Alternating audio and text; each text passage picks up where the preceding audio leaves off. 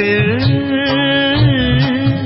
यूं खातिर मेरे तुम जो तशरीफ लाए, है मुझसे मोहब्बत ये दिल मेरा गाए, ये दिल मेरा गाए, ये दिल मेरा गाए, ये दिल मेरा गाए, ये दिल मेरा गाए। यूं खातिर मेरे तुम जो तशरीफ लाए, है मुझसे मोहब्बत ये दिल मेरा गाए, ये दिल मेरा गाए, ये दिल मेरा गाए, ये दिल मेरा गाए, ये दिल मेरा गाए।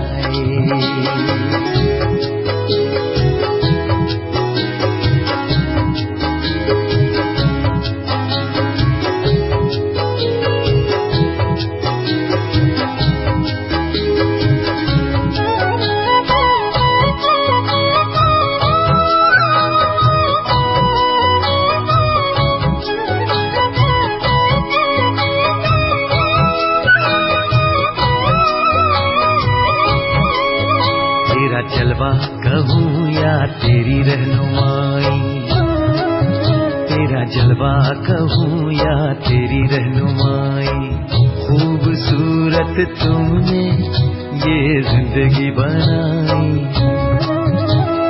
पाक तेरा जहाँ में दिलो तख्त है, पाक तेरा जहाँ में दिलो तख्त है, साया तेरा मुझ पे हर वक्त है। बादशाह तू मुझे अपने दिल का बनाए, बादशाह तू मुझे अपने दिल का बनाए, है मुझसे मोहब्बत ये दिल मेरा गाए, ये दिल मेरा गाए, ये दिल मेरा गाए।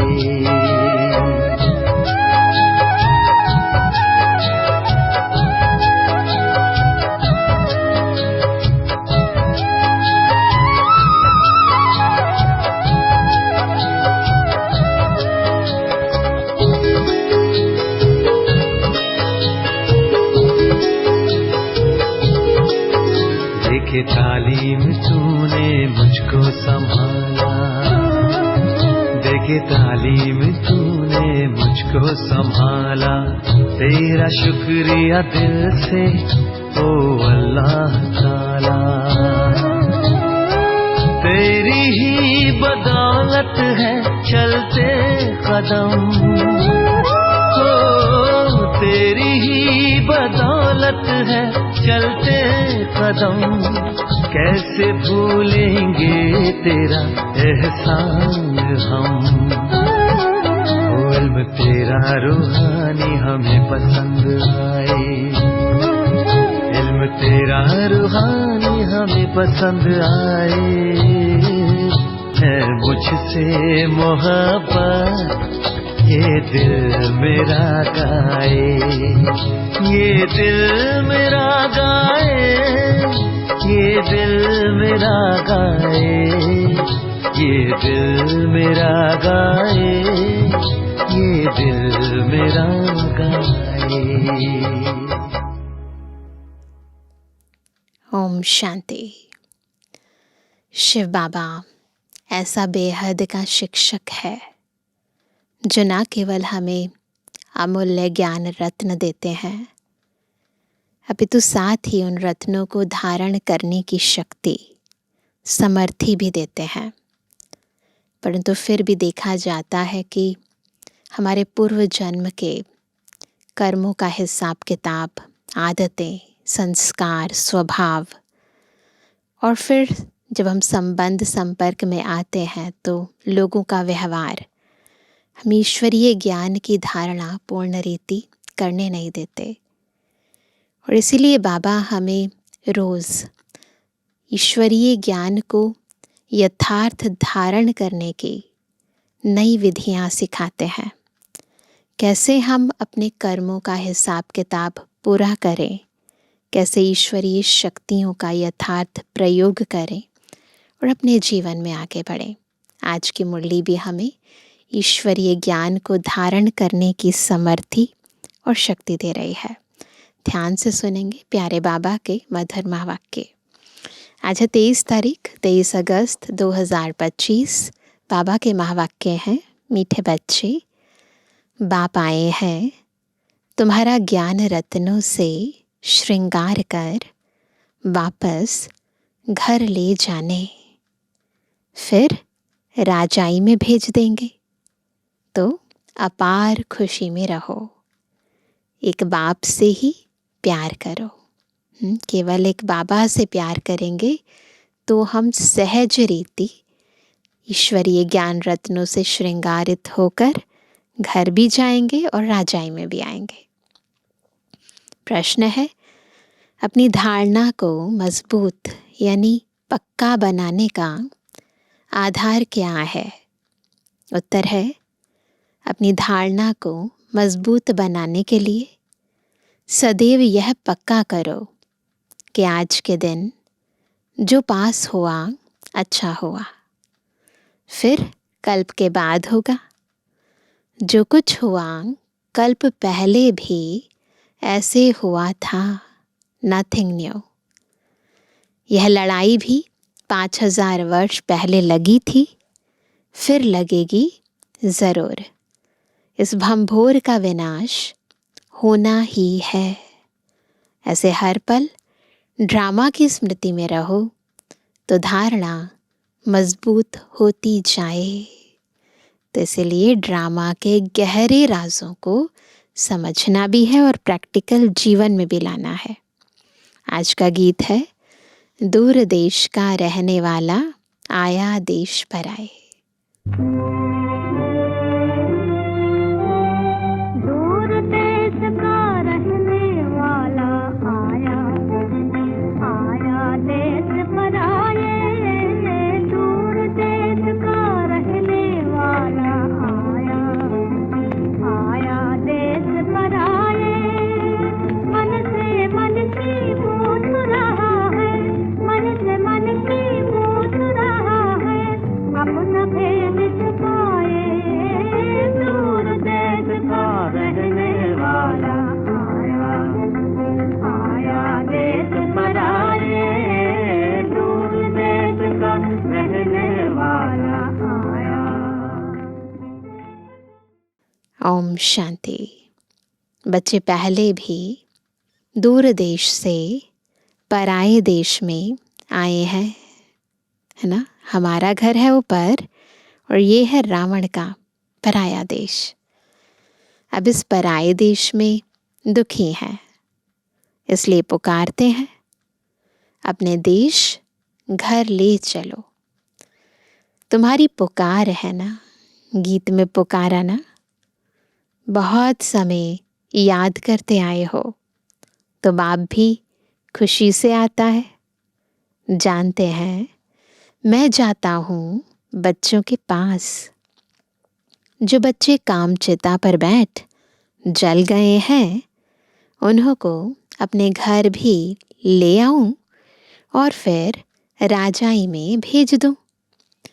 उसके लिए ज्ञान से श्रृंगार भी करूं।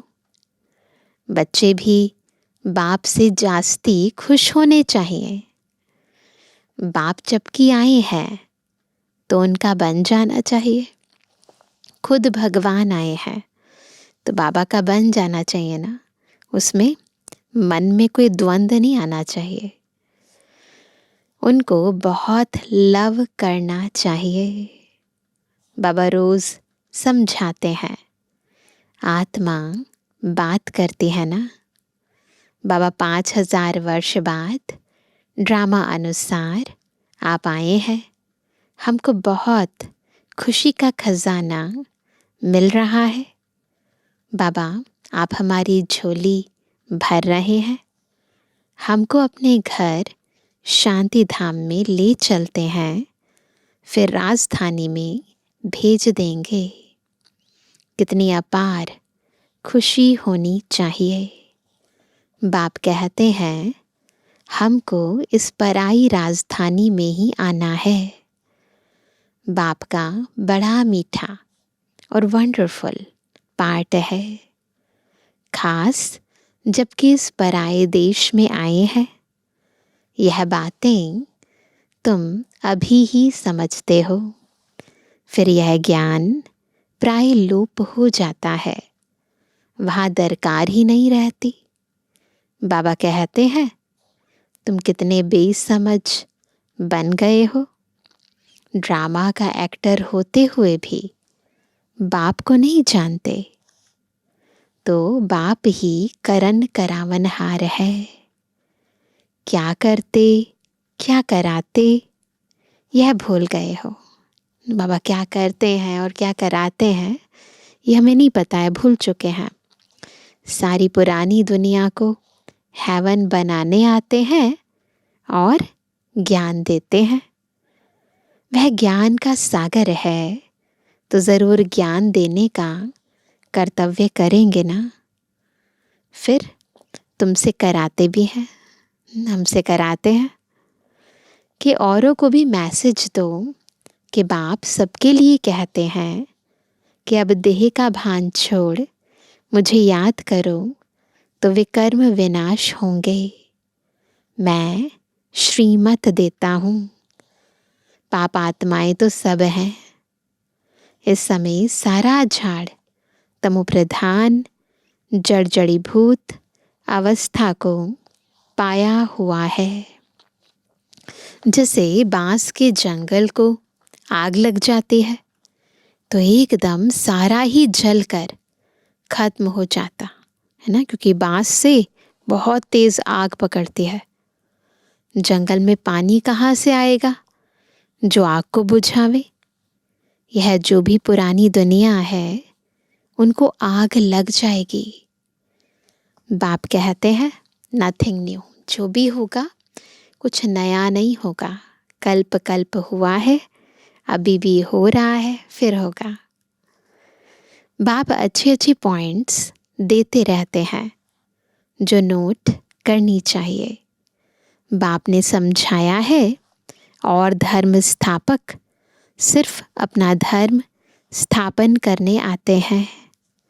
उनको पैगंबर व मैसेंजर आदि कुछ भी नहीं कह सकते। यह भी बड़ा युक्ति से लिखना है। शिव बाबा बच्चों को समझा रहे हैं। बच्चे तो सब हैं, ऑल ब्रदर्स। तो हर एक चित्र में, हर एक लिखत में यह ज़रूर लिखना है। शिव बाबा ऐसे समझाते हैं। बाप कहते हैं बाबा कहते हैं कि बच्चे, मैं आकर सतयुगी आदि सनातन देवी देवता धर्म की स्थापना करता हूँ, जिसमें 100% सुख, शांति, पवित्रता सब है। इसलिए उनको हेवन कहा जाता है। वहाँ दुख का नाम नहीं है ना। दुख होना तो बहुत दूर की बात है, नाम ही नहीं है। बाकी जो भी सब धर्म है उन सब का विनाश कराने निमित्त बनता हूँ।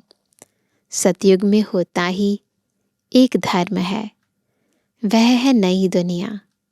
पुरानी दुनिया को खत्म कराता हूँ। ऐसा धंधा तो और कोई नहीं करते हैं। कहा जाता है शंकर द्वारा विनाश। विष्णु भी लक्ष्मी नारायण ही है। प्रजापिता ब्रह्मा भी तो यहाँ है। यही पतित से पावन फरिश्ता बनते हैं।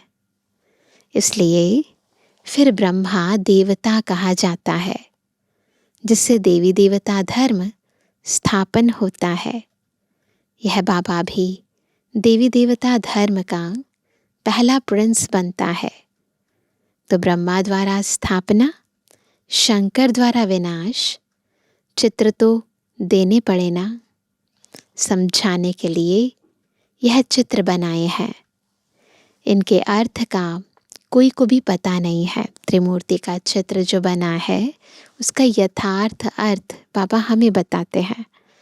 तो बाबा कहते हैं स्वदर्शन चक्रधारी का भी समझाया। इसका भी क्या अर्थ है? परमपिता परमात्मा सृष्टि के आदि मध्य अंत को जानते हैं, उनमें सारा ज्ञान है। तो स्वदर्शन चक्रधारी ठहरे ना, नॉलेज है ना पूरा, जानते हैं, हम ही यह ज्ञान सुनाते हैं। बाबा तो ऐसे नहीं कहेंगे कि मुझे कमल फूल समान बनना है। सतयुग में तुम कमल फूल समान ही रहते हो। सन्यासियों के लिए यह नहीं कहेंगे, वह तो जंगल में चले जाते हैं। बाप भी कहते हैं पहले वह पवित्र सतु प्रधान होते हैं, भारत को थमाते हैं पवित्रता के बल से ना। जब सतयुगी देवी देवताओं का राज्य हो जाता है, त्रेता युगी भी राजा रानी चले जाते हैं, फिर इस धरती को संभालने के लिए पवित्रता का बल चाहिए। तो साधु, सन्यासी, धर्म स्थापक ये सब इस पृथ्वी को थमाते हैं। परंतु जब धर्म की भी ग्लानि हो जाती है तो बाबा पुनः फिर से सतधर्म की स्थापना करने आते हैं और हमारे अंदर सबसे पहले ये पवित्रता का व्रत कराते हैं। तो बाबा कहते हैं भारत जैसा पवित्र देश कोई होता ही नहीं। जैसे बाप की महिमा है वैसे भारत की भी महिमा है। भारत हैवन था, यह लक्ष्मी नारायण राज्य करते थे, फिर कहाँ गए?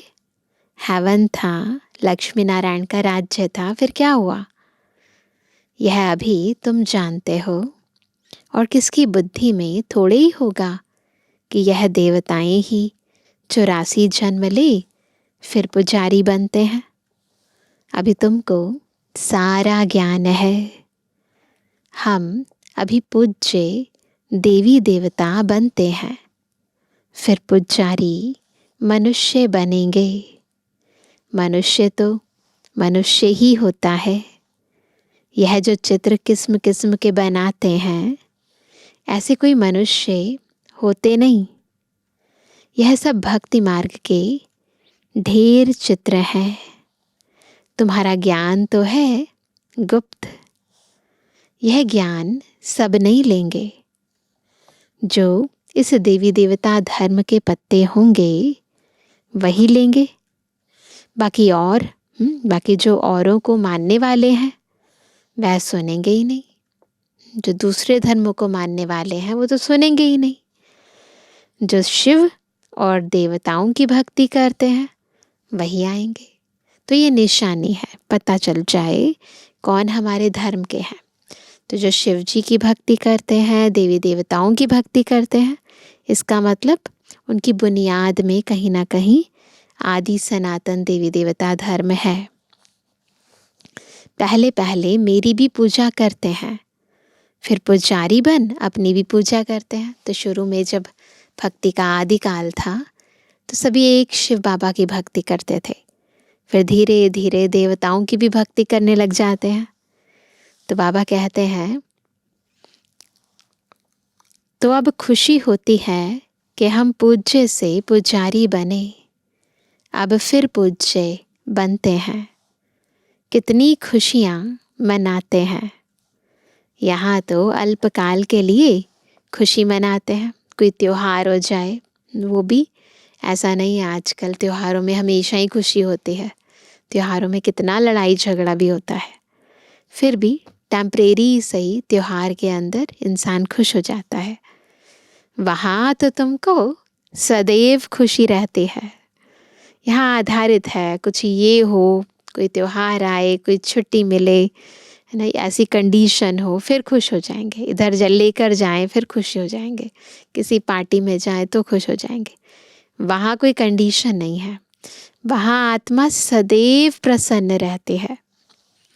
दीपमाला आदि लक्ष्मी को बुलाने के लिए नहीं होती है, दीपमाला होती है कॉरोनेशन पर, है ना, जब लक्ष्मी और नारायण का कॉरोनेशन डे होता है ना, जब वो ताज तिलक तख्त पर विराजमान होते हैं, उन्हें बहुत सुंदर क्राउन दिया जाता है, गद्दी पर बैठते हैं, तो उस समय इस सृष्टि पर प्रत्येक मनुष्य आत्मा की ज्योत जगी हुई होती है। यानी प्रत्येक आत्मा अपने को आत्मा ही समझती है, संपूर्ण सृष्टि पर पवित्रता होती है। तो ऐसी दुनिया में बाबा हमें ले जाते हैं और तब सच्ची दीपावली होती है, तब श्री लक्ष्मी श्री नारायण का, या यूं कहे महालक्ष्मी का राज्य होता है। बाकी इस समय जो उत्सव मनाए जाते हैं वह वहाँ होते नहीं, वहाँ तो सुख ही सुख है। यह एक ही समय है जबकि तुम आदि मध्य अंत को जानते हो।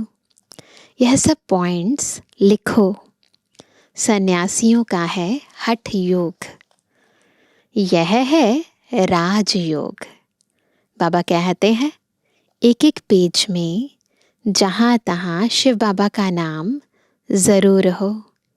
शिव बाबा हम बच्चों को समझाते हैं, तो लिखो शिव भगवान वाच, क्या क्या बाबा कहते हैं, क्या क्या बाबा की श्रीमत है।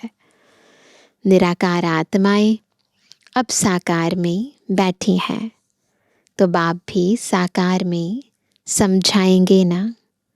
वह कहते हैं अपने को आत्मा समझ मुझे याद करो।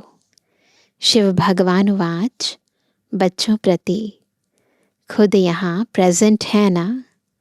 मुख्य मुख्य पॉइंट किताब में ऐसी क्लियर लिखी हुई हो जो पढ़ने से आपे ही ज्ञान आ जाए। शिव भगवान वाच होने से पढ़ने में मज़ा आ जाएगा। यह बुद्धि का काम है ना। बाबा भी शरीर का लोन लेकर फिर सुनाते हैं ना। इनकी आत्मा भी सुनती है। बच्चों को नशा बहुत रहना चाहिए, बाबा पर बहुत लव होना चाहिए। यह तो उनका रथ है, यह बहुत जन्मों के अंत का जन्म है। इनमें प्रवेश किया है। ब्रह्मा द्वारा यह ब्राह्मण बनते हैं, फिर मनुष्य से देवता बनते हैं। चित्र कितना क्लियर है। भल अपना भी चित्र दो, ऊपर में व बाजू में डबल सिरताज वाला। योग बल से हम ऐसे बनते हैं। ऊपर में शिव बाबा, उनको याद करते करते मनुष्य से देवता बन जाते हैं। बिल्कुल क्लियर है। रंगीन चित्र का किताब ऐसा हो जो मनुष्य देखकर खुश हो जाए। बाबा सेवा की इतनी सुंदर विधियां बताते हैं, उनसे फिर कुछ हल्के भी छपा सकते हो गरीबों के लिए। क्वालिटी है ना। तो अगर ऐसे लोग हैं, गरीब हैं, तो उनके लिए थोड़ा सा क्वालिटी को डाउन कर सकते हैं पेपर की। बाकी जो हाई क्लास लोग होते हैं ना, किसी बड़े को दिखाना है तो फिर डेफिनेटली आपको क्वालिटी वाला पेपर यूज़ करना होता है।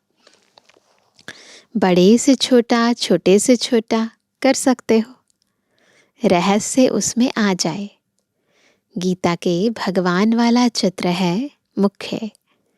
उस गीता पर कृष्ण का चित्र, उस गीता पर त्रिमूर्ति का चित्र होने से मनुष्यों को समझाने में सहज होता है। प्रजापिता ब्रह्मा के बच्चे ब्राह्मण यहाँ हैं। प्रजापिता ब्रह्मा सूक्ष्म वतन में तो हो नहीं सकता। कहते हैं ब्रह्मा देवताय नमः, विष्णु देवताय नमः। अब देवता कौन ठहरे? कौन है देवता? देवताएं तो यहाँ राज्य करते थे। डिटेज्म तो है ना। तो यह सब अच्छी रीति समझाना पड़ता है। ब्रह्मा सो विष्णु, विष्णु सो ब्रह्मा, दोनों यहाँ हैं, इसी सृष्टि पर हैं। चित्र है तो समझाया जा सकता है। पहले पहले अल्फ को सिद्ध करो, सबसे पहले ये सिद्ध करना है कि हम सभी का पिता कौन है, परमात्मा कौन है, तो सब बातें सिद्ध हो जाएंगी। पॉइंट्स तो बहुत हैं और सब धर्म स्थापन करने आते हैं। बाप तो स्थापना और विनाश दोनों कराते हैं, है ना। बाकी जो भी धर्म स्थापक हैं वो केवल धर्म की स्थापना करने आते हैं। बाबा देवी देवता धर्म की न केवल स्थापना करते हैं, अपितु अनेक धर्मों का विनाश कैसे हो वो बातें भी बताते हैं। होता है सब ड्रामा अनुसार ही। ब्रह्मा बोल सकते, विष्णु बोल सकते हैं? पूछ रहे हैं बाबा। ब्रह्मा तो बोल सकते हैं, क्या विष्णु बोल सकते हैं? अच्छा, सूक्ष्म वतन में क्या बोलेंगे, है ना, क्योंकि विष्णु का चित्र तो अभी तो संगम युग पर केवल कहाँ देख सकते हैं, सूक्ष्म वतन में ही देख सकते हैं। यह सब समझने की बातें हैं। यहाँ तुम समझकर फिर ट्रांसफ़र होते हो ऊपर क्लास में, फिर ऊपर वाली क्लास में ट्रांसफ़र हो जाते हैं। समझते संगम युग में है, फिर सतयुग में चले जाते हैं। कमरा ही दूसरा मिलता है ना, दूसरी जगह रहते हैं।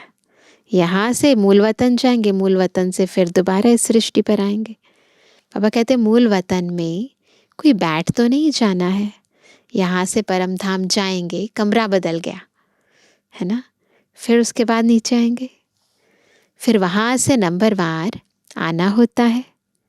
पहले पहले मूल बात एक ही है, उस पर जोर देना चाहिए। कल्प पहले भी ऐसे हुआ था। यह सेमिनार आदि भी ऐसे ही कल्प पहले हुए थे। ऐसी पॉइंट्स निकली थी। आज का दिन जो पास हुआ अच्छा हुआ, फिर कल्प बाद ऐसे ही होगा। ऐसे ऐसे अपनी धारणा करते पक्के होते जाओ। बाबा ने कहा था मैगज़ीन में भी डालो, यह लड़ाई लगी नथिंग न्यू। 5000 वर्ष पहले भी ऐसे हुआ था। यह बातें तुम ही समझते हो, बाहर वाले समझ न सकें, सिर्फ कहेंगे बातें तो वंडरफुल हैं, अच्छा कभी जाकर समझ लेंगे, है ना। ऐसे ही होता है ना, जब नए नए आते हैं कोई पहली बार, कहते हाँ बहुत अच्छी बातें हैं, फिर आएंगे जब फुर्सत होगी, है ना। शिव भगवान वाच बच्चों प्रति ऐसे ऐसे अक्षर होंगे तो आकर समझेंगे भी, है ना। अगर ऐसे लिखेंगे ना शिव भगवान वाच बच्चों प्रति, तो फिर वो समझेंगे ना, अट्रैक्शन होगी, खिंचाव होगा। कौन कह रहा है? नाम लिखा हुआ है, प्रजापिता ब्रह्मा कुमार कुमारियाँ। प्रजापिता ब्रह्मा से ही ब्राह्मण रचते हैं। ब्राह्मण देवी देवता नमः कहते हैं ना। कौन से ब्राह्मण? तुम ब्राह्मणों को भी समझा सकते हो ब्रह्मा की औलाद कौन है। प्रजापिता ब्रह्मा के इतने बच्चे हैं तो ज़रूर यहाँ एडॉप्ट होते होंगे, है ना। और कहाँ से लाएंगे इतने सारे बच्चे, है ना। इतने सारे बच्चे कोई कुख वंशावली तो हो नहीं सकते। जो अपने कुल के होंगे वह अच्छी रीति समझेंगे। तुम तो बाप के बच्चे हो गए। बाप ब्रह्मा को भी एडॉप्ट करते हैं, नहीं तो शरीर वाली चीज़ आई कहाँ से। ब्राह्मण इन बातों को समझेंगे, सन्यासी नहीं समझेंगे। अजमेर में ब्राह्मण होते हैं और हरिद्वार में सन्यासी ही सन्यासी हैं, ऐसे ही है ना। पंडे ब्राह्मण होते हैं परंतु वह तो भूखे होते हैं। बोलो तुम अभी जिस्मानी पंडे हो, अब रूहानी पंडे बनो। तुम्हारा भी नाम पंडा है। पांडव सेना को भी समझते नहीं है। बाबा है पांडवों का सिर मोर। सब पांडवों का हेड कौन है? शिव बाबा।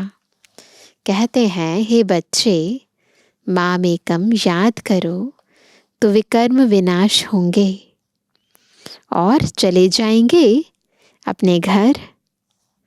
फिर बड़ी यात्रा होगी अमरपुरी की। मूल वतन की कितनी बड़ी यात्रा होगी। सबकी सब आत्माएं चली जाएंगी। कितनी बड़ी यात्रा है, सारी आत्माएं चली जाती हैं। जैसे मक्कड़ों का झुंड जाता है ना, देखा है किसी ने? मक्कड़ों का झुंड कितना सारा जाता है इकट्ठा। मक्खियों की भी रानी भागती है तो उनके पिछाड़ी सब भागते हैं। मधुमक्खियाँ होती हैं ना, तो उसमें रानी मक्खी भागती है, उसके पीछे उसके बहुत सारे सोल्जर्स जाते हैं। वंडर है ना। सब आत्माएं भी मच्छरों सदृश जाएंगी। कैसे जाएंगी? जैसे मच्छरों में सल जाते हैं ना, तो मच्छर जैसे जाते हैं ग्रुप के अंदर, बहुत सारी भीड़, ऐसे ही मच्छरों में सल जाएंगी। शिव की बारात है ना, तुम सब हो ब्राइड्स। मैं ब्राइड ग्रूम आया हूँ सबको ले जाने। तुम छीछी हो गए हो, इसलिए श्रृंगार कर साथ ले जाऊंगा। जो श्रृंगार नहीं करेंगे तो सजा खाएंगे। तो श्रृंगार बाबा कराने आए हैं और हमें कराना है। ज्ञान से, गुणों से, शक्तियों से स्वयं को स्वयं सजाना है। तो बाबा कहते हैं, जाना तो है ही। काशी कलवट में भी मनुष्य मरते हैं, तो सेकंड में कितनी सजाएं भोग लेते हैं। पहले होता था काशी कलवट, अभी काशी कलवट नहीं होता है।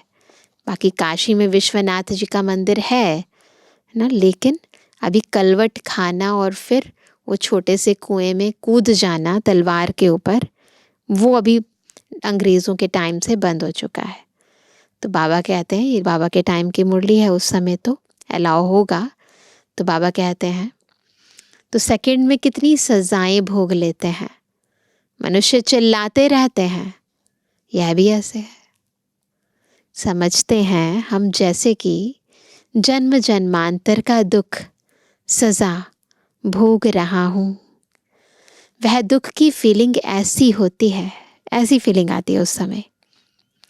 तो बाबा कहते हैं, जन्म जन्मांतर के पापों की सज़ा मिलती है। इतने जन्मों के पापों की सज़ा इकट्ठी मिलेगी तो चीखेंगे ना।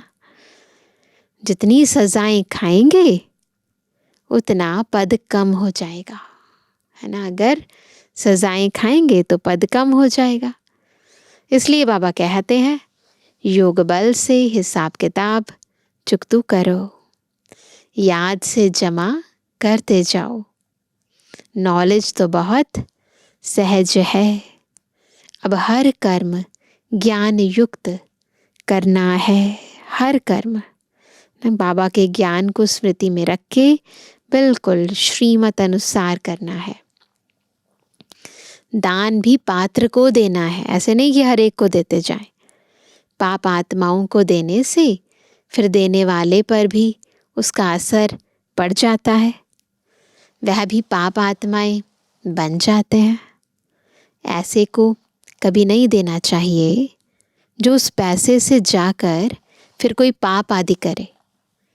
पाप आत्माओं को देने वाले तो दुनिया में बहुत बैठे हैं। अब तुमको तो ऐसा नहीं करना है। अच्छा मीठे मीठे के जवानी बच्चों पे जुबानी बाप दादा का दिल जान सको प्रेम से नंबरवार प्रसाद अनुसार याद रूहानी बच्चों की रूहानी बाप दादा को गुड मॉर्निंग, नमस्ते नमस्ते नमस्ते। धारणा के लिए मुख्य सार पहला, अभी हर कर्म ज्ञान युक्त करना है, पात्र को ही दान देना है। पाप आत्माओं से अब कोई पैसे आदि की लेन देन नहीं करनी है। योग बल से सब पुराने हिसाब किताब चुकतू करने हैं।